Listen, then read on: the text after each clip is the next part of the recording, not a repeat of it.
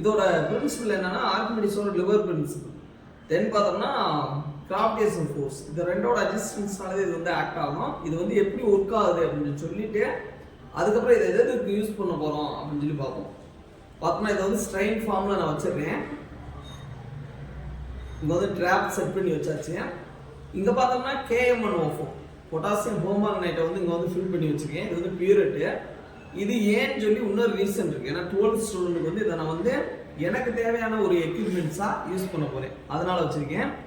இப்போ வந்து இதில் வந்து ட்ராப் பை ட்ராப்பாக நம்ம வந்து ஒரு சொட்டாக விழுகிறப்ப டைமிங் எவ்வளோ வேணாலும் செட் பண்ணிக்கலாம். 1 மணி நேரமோ இல்லை 2 மணி நேரமோ 5 மணி நேரமோ எவ்வளோ வேணாலும் செட் பண்ணிக்கலாம்.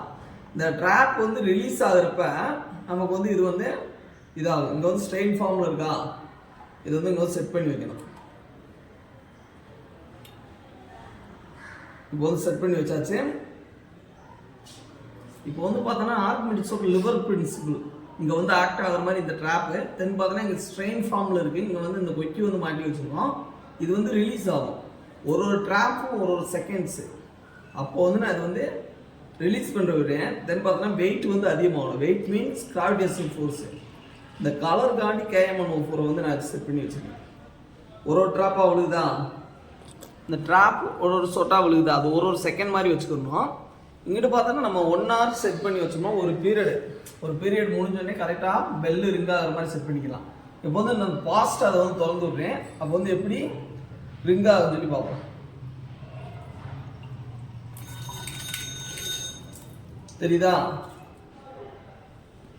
இப்படித்தான் இது வந்து ஆக்ட் ஆகும். ஒரு செகண்ட்ஸ் மாதிரி அப்படியே மேலே எடுத்துப்போம். அப்படியே நம்ம பில்லு கொடுத்து இப்படியே இது ஆக்ட் ஆகிட்டே இருக்கும்.